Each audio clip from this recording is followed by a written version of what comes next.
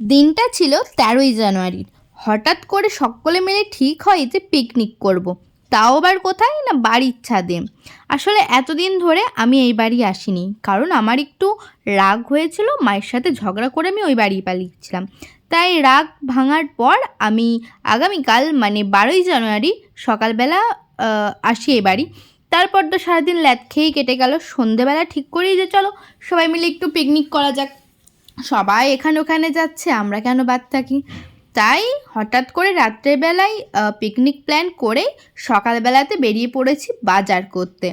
এই যে আমার কাছে এত বড় বাজারের লিস্ট, সব কিছু প্ল্যান করা, তারপর লিস্ট করা, কত কি লাগবে সব কিছু আমি নিজের মুচ্ছুদিতেই করেছি।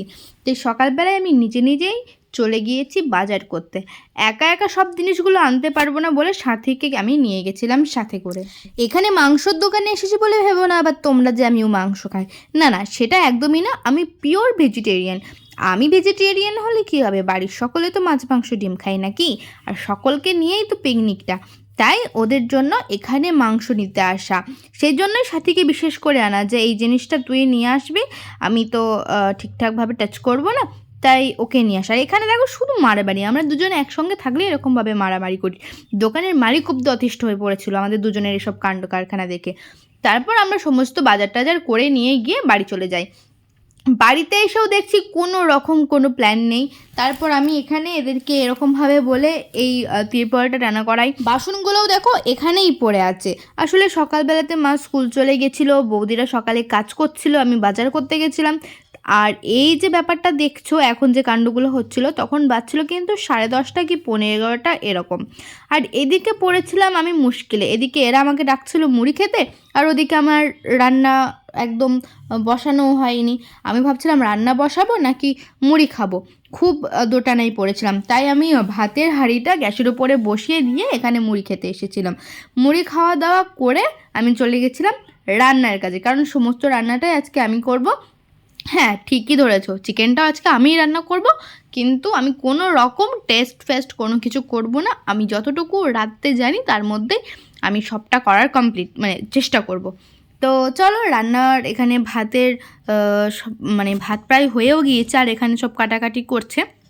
এবার তোমাদেরকে আমি মেনুটা একটু বলে দিই। আজকের মেনু হচ্ছে, প্ল্যান করা হয়েছে ফ্রাইড রাইস, বেগুনি, তারপর চাটনি, মাংস, আমার জন্য পনির থাকছে, আর পাঁপড়, মিষ্টি, এইসব। আর ওরা পিকনিক ব্যাপারটা না খুব মজাদার। এই যারা বাড়ির সবথেকে পুচকে সদস্যরা থাকে তাদের সবথেকে একটা বিশাল বড় আনন্দের ব্যাপার। এখানে দেখছো সব কেমন নাচছে, বৌদিও এরকমভাবে একদম ঘাট দোলাচ্ছে, কোমর দোলাচ্ছে। ও আমাকে আবার বলছে যে এইসব ভিডিও কিন্তু আপলোড করবি না, কিন্তু আমি তো কারোর কথা শুনি না, তাই আমিও এটাও আপলোড করে দেব। তো সে যাই হোক, এতে দেখছো নাচে ধরে না। আর আমাদের বড়দের কাজ করতে করতে করতে করতে একদম দিন শেষ।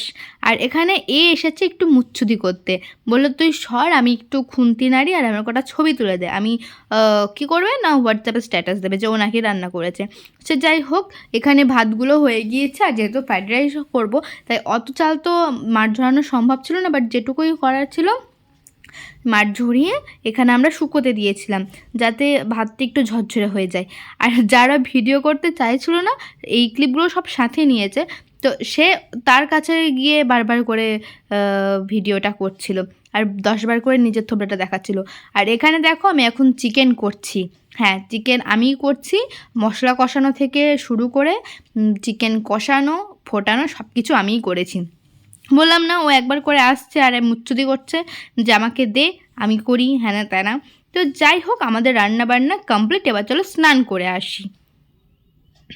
স্নান করে এসে তোমাদেরকে সব মেনুটা একবার দেখিয়ে দিই। দেখো এখানে হচ্ছে বেগুনি, এখানে ফ্রাইড রাইস, এখানে মাংস, মানে মাংস ঝোল। কেমন কালার হয়েছে বলো, আমি রান্না করেছি বলে কথা। এখানে স্যালাড আছে, তার পাশেই আছে চাটনি, না পনিরের তরকারি। আর পনিরের তরকারিটা যা হয়েছিল না, চরম। আর তার পাশেই ছিল চাটনি। তোমরা বিশ্বাস করবে না, যখন আমি চাটনিটা করছিলাম তখনই মানে এই যে অর্ধেক ফাঁকা দেখছো, তখনই সব উঠে গিয়েছে, মানে এতটাই টেস্টি হয়েছিল। আর ছিল পাঁপড়। আর আমার বর দিয়েছিল এই যে হাজমোলা, সবার জন্য একটা করে হাজমোলা, এটা আমার বর দিয়েছিল। সে যাই হোক, বাদ দাও। এখানে আমার বাবা, মা, জেঠিমা সবাই খেতে লেগে গিয়েছিলো, কারণ ওদের অনেক খিদে পেয়েছিলো, সাথে ছোটোদেরকেও বসিয়ে দিয়েছিলাম। আর আমরা যারা বড়রা ছিলাম তারা ওই আমার বরের জন্য ওয়েট করছিলাম, সে দোকান থেকে আসবে তারপর বসবো। তো একসঙ্গে তো সবার বসা যেত না, তাই ও এসে তারপর আমরা খাওয়া দাওয়া করেছি। খাওয়া দাওয়া করে এখন আমরা শুয়ে পড়েছি।